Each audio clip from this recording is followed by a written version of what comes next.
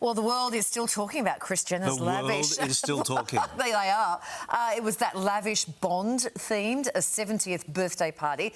But this morning, the headlines are about the Sussexes. Don't worry, world. We'll still keep talking about this. Let's get some more entertainment editor Peter Ford. Pete, the photos of Meghan and Harry have been, well, we say quietly deleted, but the world is talking about it. What's going on? The morning show is talking about it, and we are relying on Kylie to come up with a theory here. Put your Miss Marple costume on, Kylie, because what's happened, we talked the other day about all the who's who were there. It was an amazing list at this Bond-themed party for Kris's 70th birthday. In amongst the crowd were Harry and Meghan, and some people were a little bit surprised by that. Theories going around that they gate crashed. I doubt that very much. But lo and behold, 48 hours down the track, both Kris and Kim have gone and deleted any pictures that Harry and Meghan were in. Now, there's no explanation for that, whether they themselves thought, oh, we don't want to be associated with these people, there's too much blowback, or did they get a message or a legal letter saying, you know, we never agreed to that, and suddenly we're on your social media. Now, you can see, but the silliness of it is, we're showing the pictures again now, because when you've got that many millions of followers, there's no point deleting something. You know, every newsroom has downloaded it and got it and talked about it, and it just becomes like the Streisand effect. You know, you're adding more and more publicity to the whole thing by wanting them removed. So your theory, please, Kylie.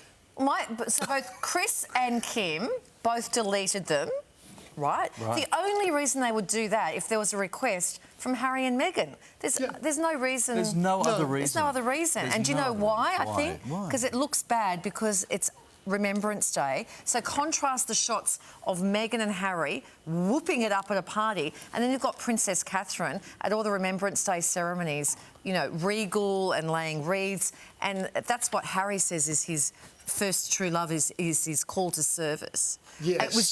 It was just a bad look, and I think they've sort of... Did the Sussexes put it on there? Did Meghan have it on her Insta? No. Right. But they were posing for photos. They were at the party and very clearly posed for photos. She's standing next to Kim like this, smiling at the photographer. Can you not touch me, please?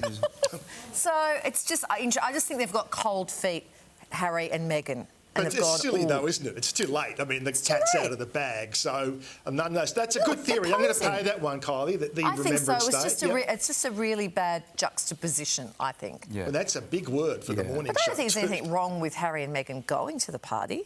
Yeah. Are we still talking about... Yeah. Pete, and just for the record, I completely agree with Kylie's juxtaposition theory.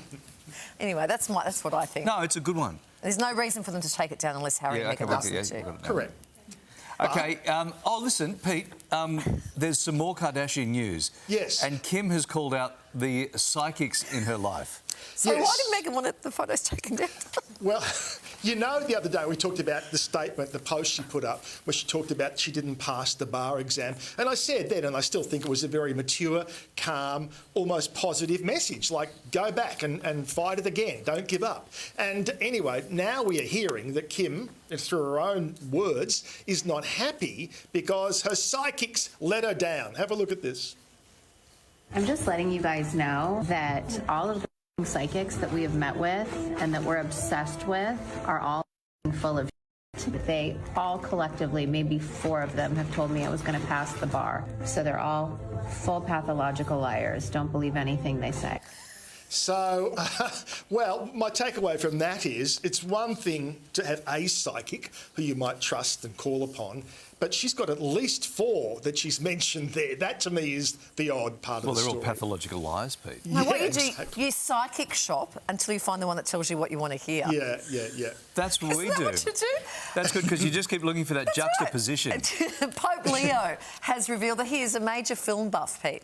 Yeah, this is fantastic. When I first saw it this morning, I thought, this is AI, which I say about 20 times a day now, and usually it is. This isn't. So this is Pope Leo, and I'll explain why he's doing it. Now, this is exactly as the Vatican has released it. We haven't sort of tarted it up with graphics or anything. This is Pope Leo talking about his favourite movies.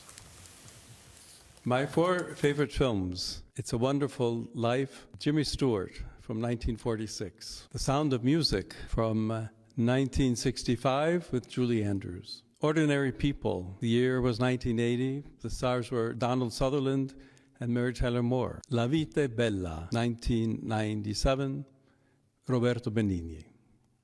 So That's now we couldn't AI, show it. No, it's not. We couldn't show the whole thing. He then gave number 5 to Conclave and number 6 to Nuns on the Run.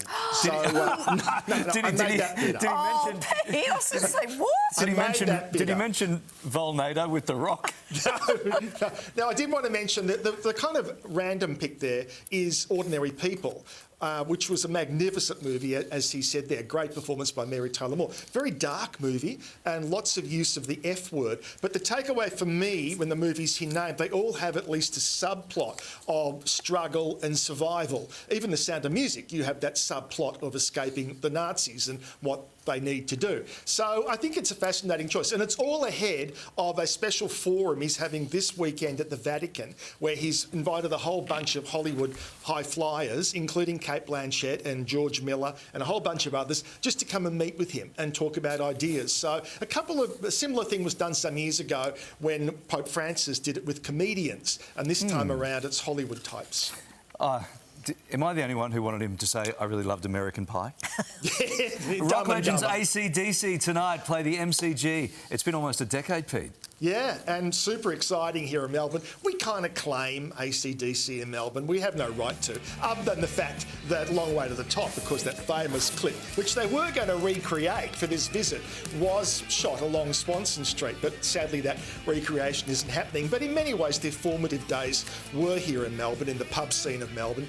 And now they're back after 10 years. And a lot has happened with AC/DC in that 10 years. And Brian Johnson gone, back, and all the problems with Phil Rudd, he's not back. So they've put this out here. Obviously, they're excited to be back in Melbourne too, or at least their social media people are. Here is AC/DC hyping up their return to Melbourne tonight at the magnificent MCG. Well, so we'll show you that vision there, and you can see the whole thing. That's the setup. And as you know, with AC/DC, it's not a short setup. They take days to do it. So tonight is the night Melbourne is going to rock. Yeah. And apparently the Pope's a huge fan. Thank you, Pete. Thank you. All right. Thanks, Pete.